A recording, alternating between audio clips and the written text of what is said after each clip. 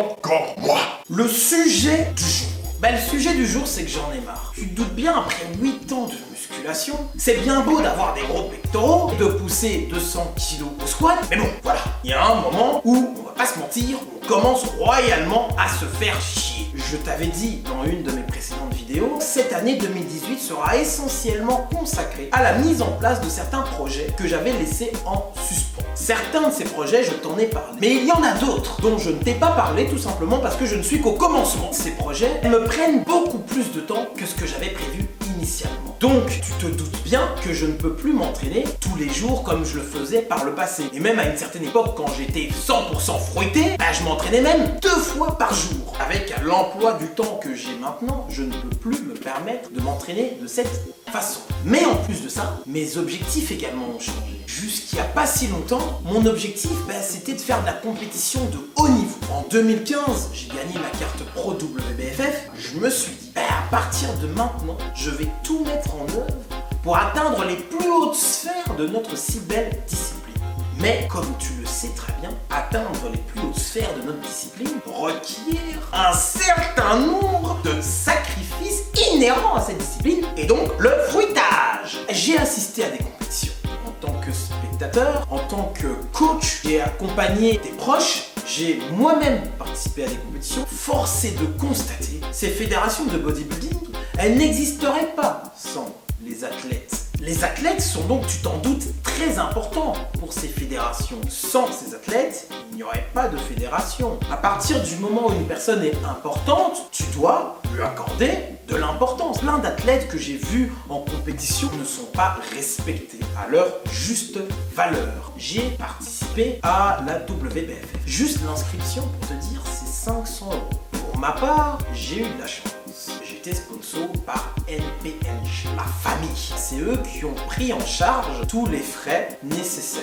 Inscription, hôtel, déplacement. Mais ce n'est pas le cas de tout le monde. Et j'ai énormément d'amis dans mon entourage qui dépensent des fortunes pour participer à certaines compétitions, qui se mettent dans des états pas possibles durant des semaines, durant des mois, qui vont rester sans glucides pendant 1 mois, pendant 2 mois, qui vont faire des sacrifices inimaginables. Tous ces sacrifices, au final, pour que une petite bande de clampins te juge et dise « Ouais, franchement, toi t'es bien, toi t'es pas bien, toi t'es bien, mais j'aime pas trop ta tête. Ouais, t'es blond, moi les blonds, donc t'as un bon physique, mais je vais te mettre 3e. » Et si t'arrives à gagner, tu gagnes qu'un petit pot de protéines en poudre.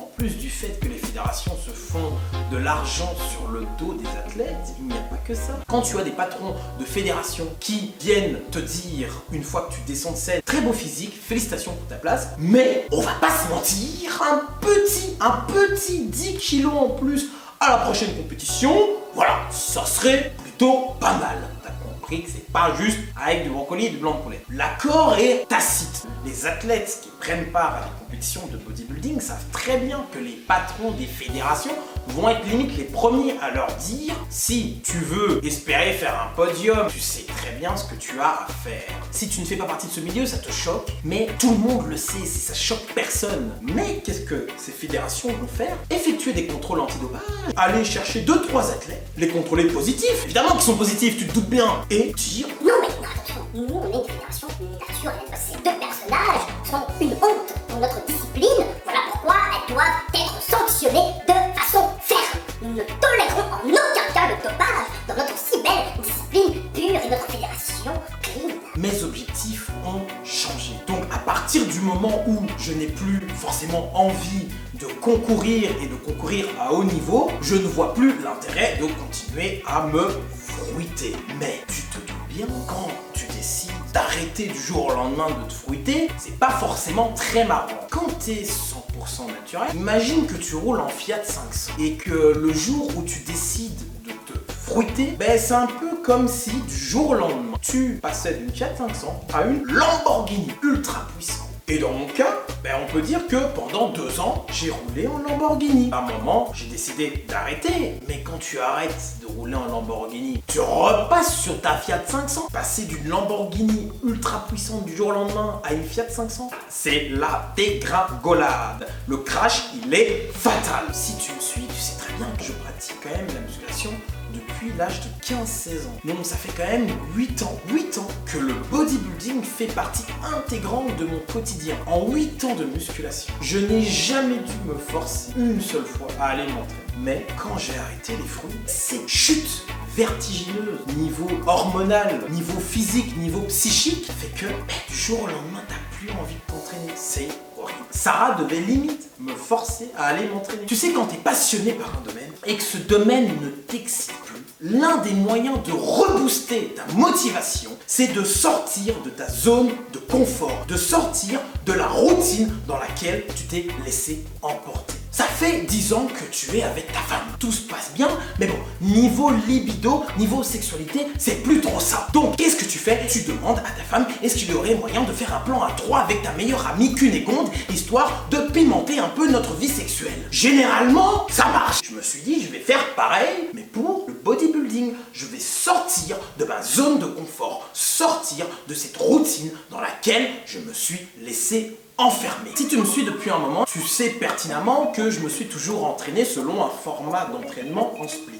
Pour ceux qui débarquent sur ma chaîne ou qui sont débutants en musculation, un format en split, ça consiste à quoi? Tu vas découper ta semaine de façon à ce que sur une séance de la semaine, tu travailles un groupe musculaire, voire 2 maximum. Par exemple, le lundi, tu vas travailler les pectoraux, le mardi, tu vas travailler les cuisses, le mercredi, tu vas travailler les épaules, et ainsi de suite. À l'inverse, par exemple, du half body, où là, tu vas travailler l'ensemble du haut du corps, et sur une autre séance, tout le bas du corps. Ou encore à l'inverse, du full body, où là, sur une séance, ça fait 2, sur une séance, tu vas travailler l'ensemble de ton corps. Je me suis toujours entraîné selon un format en split, donc un muscle, voire 2 maximum par séance. C'est une méthode d'entraînement qui a toujours fonctionné sur moi. Avant que je me fruite, quand j'étais fruité, ça a toujours marché. Mais, comme je t'ai dit, je n'éprouvais plus de plaisir à m'entraîner. Donc, qu'est-ce que je devais faire? Sortir de ma zone de confort, sortir de ma routine. Je me suis dit, je vais tester le full body. C'est quoi la prochaine étape?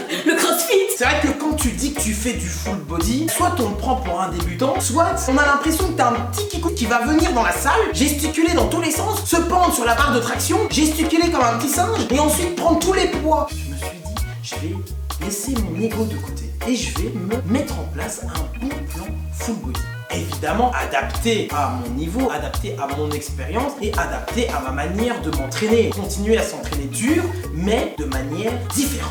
Le full body comprend plusieurs avantages, mais également des inconvénients. L'un des premiers avantages, c'est que si tu ne disposes pas d'assez de temps sur ta semaine pour aller t'entraîner 5 fois par semaine, avec le full body, l'avantage c'est que tu peux t'entraîner juste 2 ou 3 fois par semaine maximum. Un des autres avantages du full body, c'est que ça travaille énormément la condition physique. Sur une séance, tu vas travailler l'ensemble de ton corps.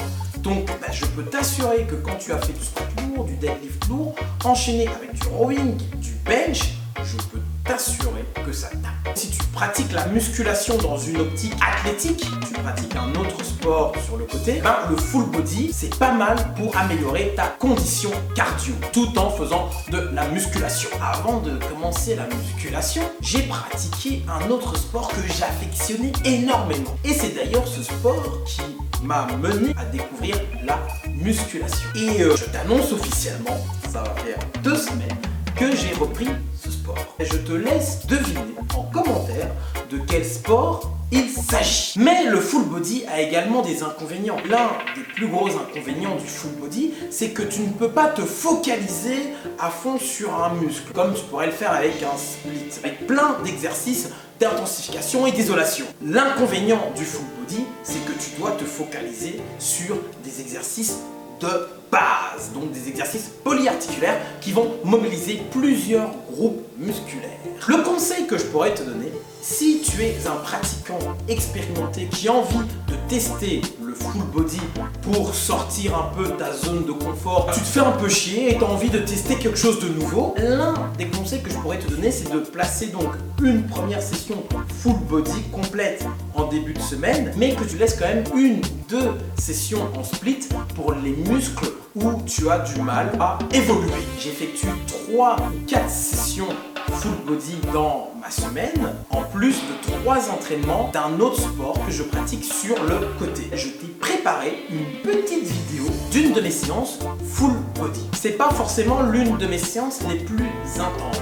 Juste après avoir filmé cette vidéo, j'ai été directement à l'entraînement de mon deuxième sport. Donc, je ne pouvais pas me permettre de trop m'arracher parce que sinon j'allais être complètement déglingué. On commence toujours par les bases. Le but est de se forger des fondations solides. Qui dit fondation solide dit squat, le mouvement roi. Alors le squat, souvent, il est détesté. Ouais, mais mes genoux ne me permettent pas de faire du squat.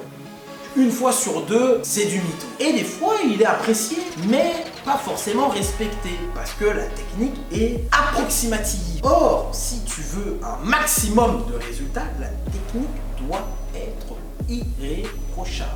De plus, qui dit mauvaise technique dit risque de blessure. On va commencer par les bases. T'attrapes la barre. Tu vas bloquer ta barre au niveau de tes trapèzes. Voilà pourquoi tu vas resserrer légèrement tes omoplates, tirer tes trapèzes, les contracter légèrement et tu vas vraiment placer la barre au niveau de ce creux. Tu vois ce creux qui se forme entre les trapèzes. Bloque bien la barre. Ta cage thoracique est bien sortie. Donc tu bombes le torse. La sangle abdominale bien gainée. L'écartement de tes pieds va dépendre de ton objectif. Dans mon cas, comme tu peux le voir dans la vidéo, j'ai les pieds très serrés parce que j'ai envie de mettre l'accent sur les quadriceps et sur le vaste externe. A l'inverse, si tu as envie de mettre l'accent sur ton fessier et sur tes ischios, il est préférable d'écarter davantage les jambes.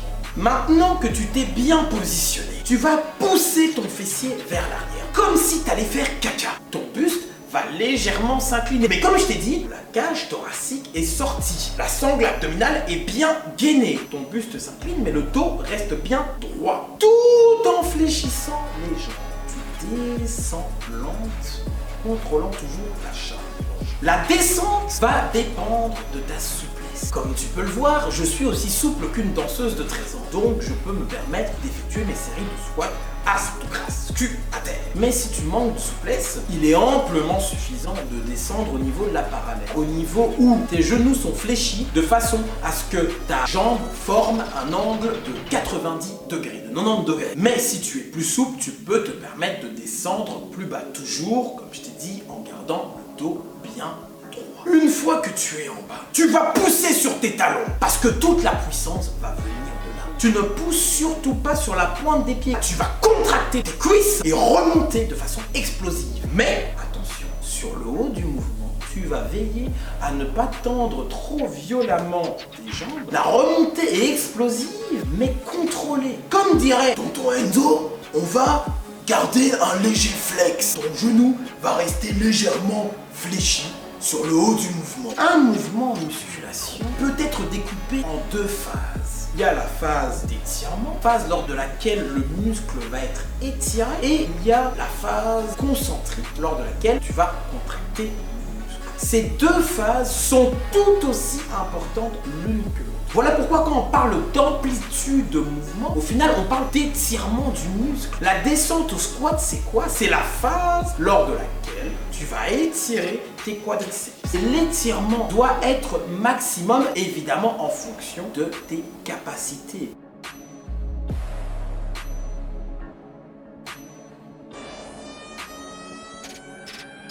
Mes séances full body sont quelque peu particulières. J'agence mes exercices de façon à exécuter des supersets de muscles antagonistes. De quoi il parle superset muscles antagonistes? Calme-toi. Superset, qu'est-ce que c'est? C'est le fait d'enchaîner une série d'un exercice et directement passer à une série d'un autre exercice qui travaille un muscle antagoniste. On enchaîne une série d'un exo avec une série d'un autre exo sans prendre de temps de repos. Et là, on a effectué une superset. Qu'est-ce qu'un muscle antagoniste? Un muscle antagoniste, c'est l'opposé du muscle agoniste. Le muscle agoniste, c'est celui qui va entrer en action. C'est le muscle que tu es en train de travailler. Le muscle agoniste, lorsqu'il se contracte, va entraîner irrémédiablement, obligatoirement, l'étirement du muscle antagoniste. Tonton Zango, je ne comprends toujours pas. quand tu effectues un mouvement de curl, je contracte le biceps. Mais quand je contracte le biceps, qu'est-ce qui se passe au niveau du triceps? Le triceps, il s'étire. Et à l'inverse, si j'effectue un mouvement d'extension triceps, là je contracte le triceps. Mais quand je contracte le triceps, qu'est-ce qui se passe? Le biceps, il s'étire. Donc, dans le cas du curl biceps, le muscle agoniste, c'est le biceps, et le muscle qui va s'étirer, c'est le triceps. Donc le triceps sera le muscle antagoniste. Et dans le cas où j'effectue une extension triceps à la poulie, le muscle agoniste, c'est le triceps, et celui qui s'étire, c'est le biceps. Et comme je te disais, mes séances full body sont organisées de façon à ce que j'effectue des supersets de muscles antagonistes. Donc, je commence la séance par du squat en superset avec du soulevé de terre jambes tendues. Sur les séries de squat, le muscle agoniste, c'est les quadriceps. Donc, le muscle antagoniste, ce sont les ischios. Voilà pourquoi je fais le squat en superset avec du soulevé de terre jambes tendues. Une série de squats, une série de soulevés de terre jambes tendues. Et seulement après ça, tu prends un temps de repos. Personnellement, je vais pas te mentir, je ne chronomètre même pas. J'estime que le temps de repos, c'est le temps que je charge la barre ou que je la décharge. Alors le soulevé de terre jambes tendues. Tu attrapes la barre, prise, pronation, écartement des mains, largeur des épaules. Tu places la barre sur tes cuisses. La barre doit rester pendant tout le mouvement collé à tes cuisses. Cage thoracique, sortie. Sangle abdominale, bien gainé. Regard fier, tu pousses ton fessier vers l'arrière. Comme si tu allais faire caca. Et pendant que tu pousses ton fessier vers l'arrière, qu'est-ce qui se passe? Le buste s'incline. Mais encore une fois, le dos reste droit. Le dos reste droit et pendant que tu es en train de pousser ton fessier vers l'arrière, tu longes tes cuisses avec la barre. Descends progressivement. Lors de la descente, ça ne se voit pas forcément sur la vidéo, mais tu dois effectuer une légère flexion de la jambe. Tu fléchis légèrement la jambe lors de la descente, qui est la phase d'étirement de l'ischio. Encore une fois, l'amplitude de mouvement va dépendre de ta souplesse. Le but, c'est que ton dos reste droit. Donc si ta souplesse ne te permet pas de descendre comme moi tout en bas, tu peux arrêter le mouvement un peu en dessous de tes genoux. Comme pour le squat, tu pousses sur tes talons. Toute la puissance va venir de là. Tu serres les fesses, tu contractes un max de façon explosive. Non seulement ta jambe va se tendre, mais en même temps, ton buste va se redresser. Mais encore une fois, fais gaffe, parce que je t'ai dit, mouvement explosif. Mais mouvement explosif ne veut en aucun cas dire mouvement qui n'est pas contrôlé. Jamais tendre trop violemment la jambe sur le haut du mouvement.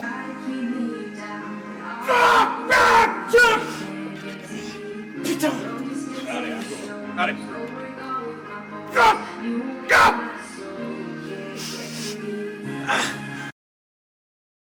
À la dernière série, j'effectue une dégressive.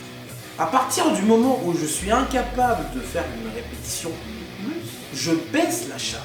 Sans temps de repos, j'enchaîne directement et je vais jusqu'à l'échec musculaire, jusqu'au point où je n'arriverai plus à effectuer une répétition de plus. Une fois que j'ai atteint l'échec musculaire, je baisse à nouveau la charge, je continue à nouveau jusqu'à l'échec.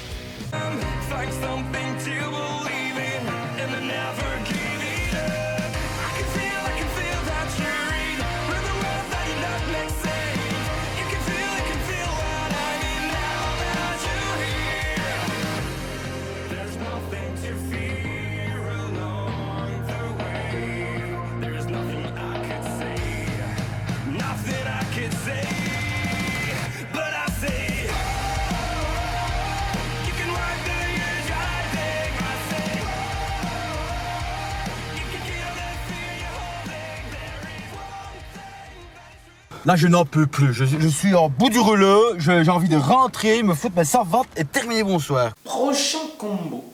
Je t'ai dit, mes séances full body sont organisées de façon à ce que j'effectue des supersets de muscles antagonistes, donc de muscles opposés. Et donc le prochain combo, tout naturellement, c'est dos pectoraux. Développé couché, exercice de base qui va cibler principalement les pectoraux, mais également évidemment les épaules, les triceps et un peu tout le corps en fait. Tu vas le voir. En superset, donc avec un muscle antagoniste, quand tu effectues une contraction des pectoraux, tu étires tes dorsaux. À l'inverse, quand tu vas effectuer un mouvement de rowing, tu contractes les dorsaux, tu étires les pectoraux en même temps. Mais le développé couché, on pense souvent que c'est un mouvement simple, mais comme tout mouvement en musculation, il est d'abord simple, mais il présente quelques petites complexités qu'il est nécessaire de rappeler. Premièrement, quand tu te places sur le banc de développé couché, tes pieds doivent être ancrés fortement au sol. Parce que tout comme pour le mouvement du squat et pour le mouvement du soulevé de terre, jambes tendues, tout vient des talons. Tu te places sur le banc de développé couché, l'écartement des mains supérieur à la largeur de tes épaules. Cage thoracique sortie, sangle abdominale gainée. Resserrer les omoplates de façon à ce que ton dos soit bien ancré sur le banc. Les épaules sont en position basse. Et là, tu vas effectuer une descente, encore une fois, lente, contrôlée. La descente, donc, phase d'étirement, phase excentrique. Tu es en train d'étirer le pec. Il n'est pas forcément nécessaire d'atteindre les pecs lors de ta descente. Ça va dépendre de ta souplesse, de la longueur de tes bras. Le but là, c'est de sentir vraiment que les pecs sont suffisamment étirés. À ce moment-là, qu'est-ce que tu fais? Tu pousses sur tes talons. La puissance se redirige, donc tout vient de tes talons. Ça monte les mollets, les cuisses. La puissance se redirige vers tes abdos, tes pectoraux. Tu contractes les pectoraux et là t'exploses. Mouvement explosif. Mais le mouvement est contrôlé. Tu ne vas pas tendre trop violemment tes bras.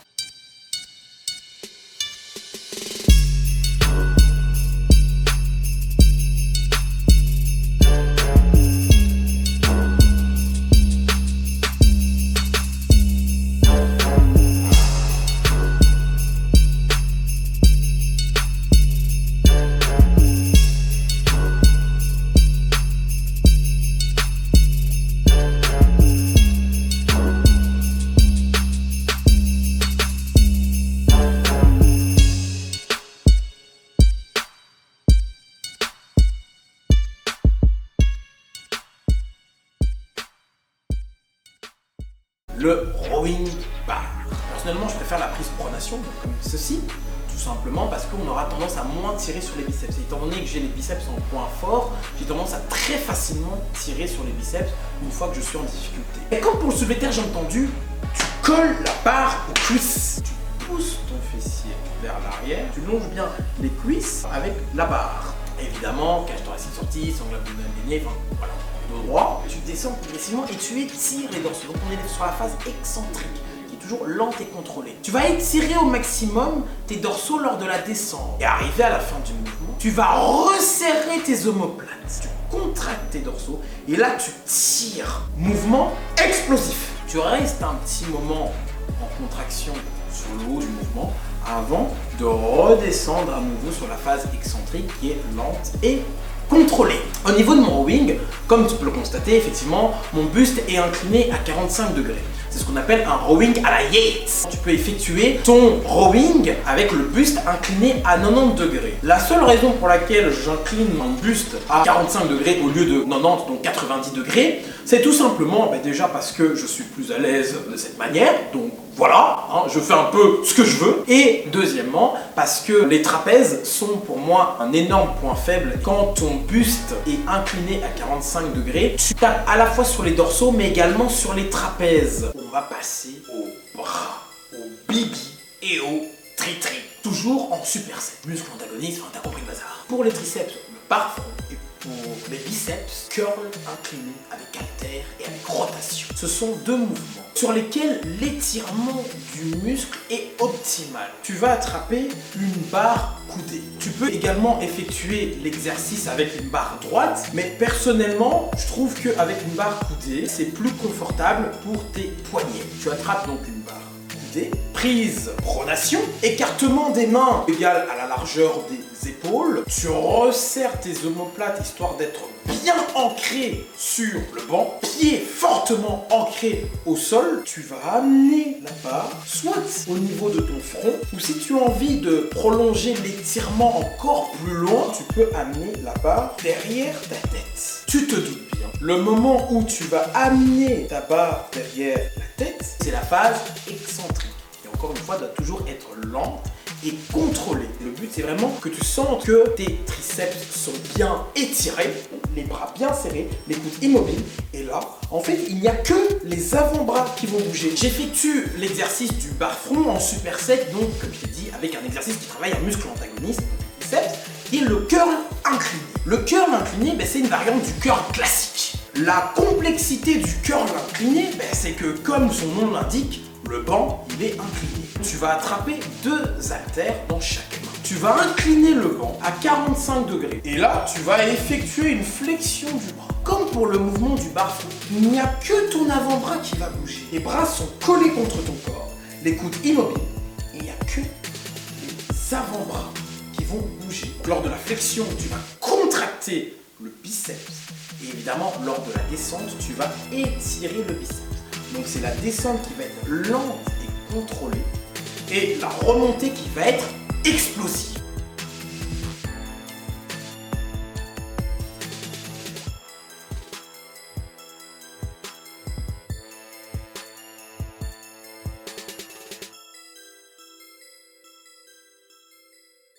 En superset avec le shrunk, exercice de trapèze. C'est un mouvement un peu bizarre. Il y a beaucoup de gens qui pensent que les shrunk consistent à juste hausser bêtement les épaules comme un dindon. Tu vas resserrer tes omoplates, tirer tes épaules vers l'arrière. Encore une fois, les épaules restent en position basse. Tu vas contracter les trapèzes.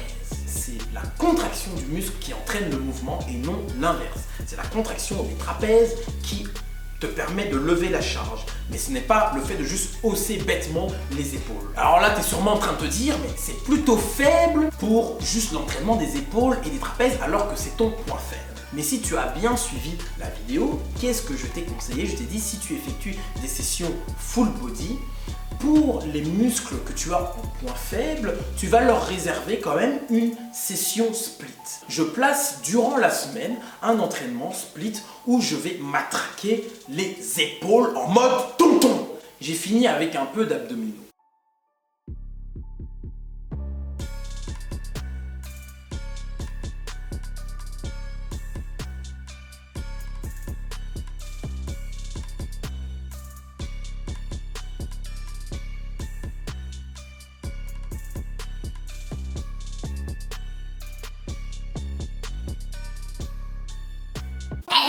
Les mollets, hein? Les mollets, ils sont où? Je réserve une séance dans la semaine où je vais travailler uniquement les points faibles. Épaules, trapèzes, mollets.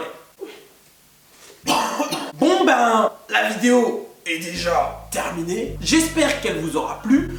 Comme je t'ai dit, c'est un petit aperçu d'une de mes séances full body parmi tant d'autres. Si tu as envie de sortir un peu de ta zone de confort et de sortir de ta routine, je t'invite à la tester. Et ceux qui la testeront, n'hésitez pas à m'envoyer un petit message, ça fait toujours plaisir, où vous allez me livrer votre petit ressenti sur cette séance. Donc voilà, comme je t'avais dit, si tu as envie de commander des compléments, tu vas sur le site Optigura. Petite remise soit de 10% ou de 20% avec mon code promo ALPHA. En plus, ils ont plein de promos sur le site, c'est ça qui est cool. Alors, ils ont tellement de promos pour te dire que le patron, il m'a appelé pour me dire les promos qu'il y avait. Je devais en parler, mais je m'en souviens pas parce qu'il y en a trop. Donc, je t'invite, si tu as envie d'acheter quelques petits compléments, va sur le site optigura.fr, code promo ALPHA. Tu auras 10 ou 20% de réduction et en plus tu auras d'autres promos qui sont cumulables avec mon code promo. Donc j'ai eu un élève là, il a fait sa petite commande, je crois qu'il m'a dit qu'en final il en avait pour 40% de réduction avec mon code promo plus les promos qu'il y a sur le site. Donc c'est tout bénef. C'est vrai que ça fait toujours plaisir. Faut quand même nourrir la famille au bled, on va pas se mentir. J'espère que la vidéo t'a plu. Tu n'oublies pas de lâcher un petit like, un petit commentaire de soutien parce que ça fait toujours plaisir. On se retrouve pour une prochaine vidéo où je vais te présenter un de mes entraînements sur mon deuxième sport favori. Donc voilà, bonne journée, bonne soirée et si tu vas t'entraîner, bon entraînement. Salut, salut!